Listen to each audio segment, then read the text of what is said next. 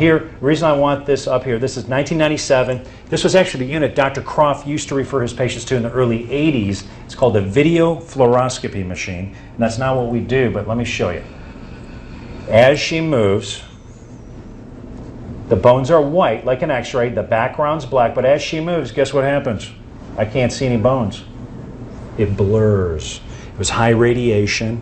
The quality just wasn't there. But again, did anybody have computers in the early 80s hooked to the internet? No. So we've come a long way with our computer technology.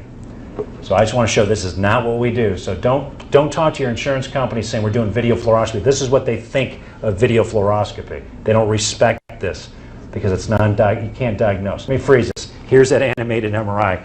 And this is where I like to point out these discs are the white areas.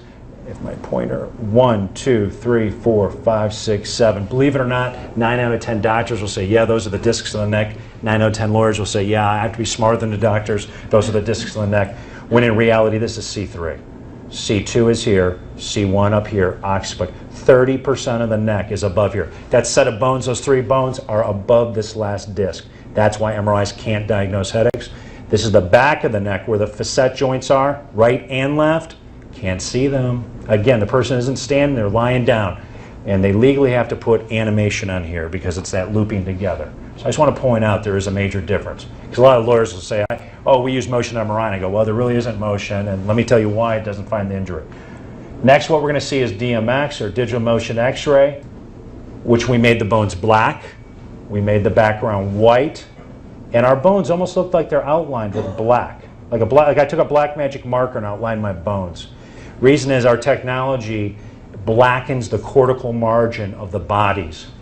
So in other words, we highlight. You're going to see a couple things here. Let me freeze this. This lady came to me and says, no one can figure out what's wrong. I go, I'm no rocket scientist, but I go, just tell me when it hurts. She goes, well, every time I bring my chin to my chest and I look up is when I feel the most pain.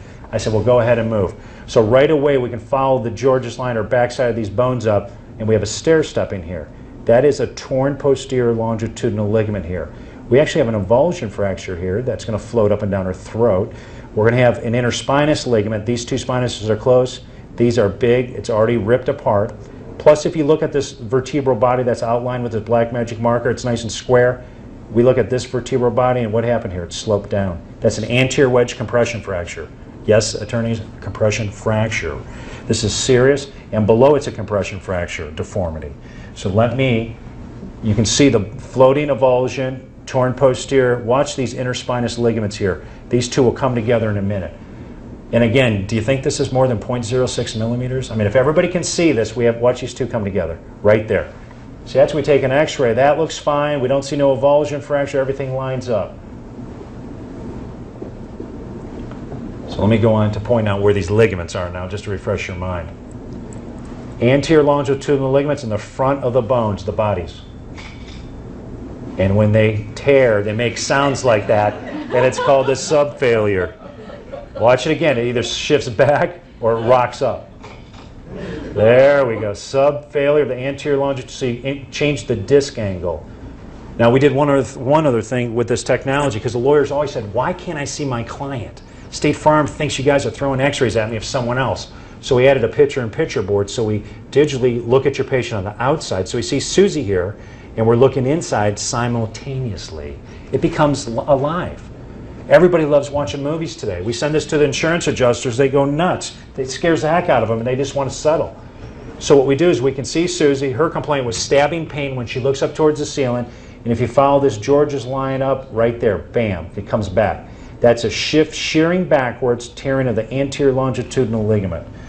We freeze it, we add arrows, we send the tape into the insurance company, and right there is actually that disc angulation. I mean, right there, the disc is pinching in the front right there, and it's gapping in the back. That's an increased disc angle, which indicates a posterior longitudinal ligament injury too. So she has an anterior and a posterior longitudinal ligament permanently. Young girl.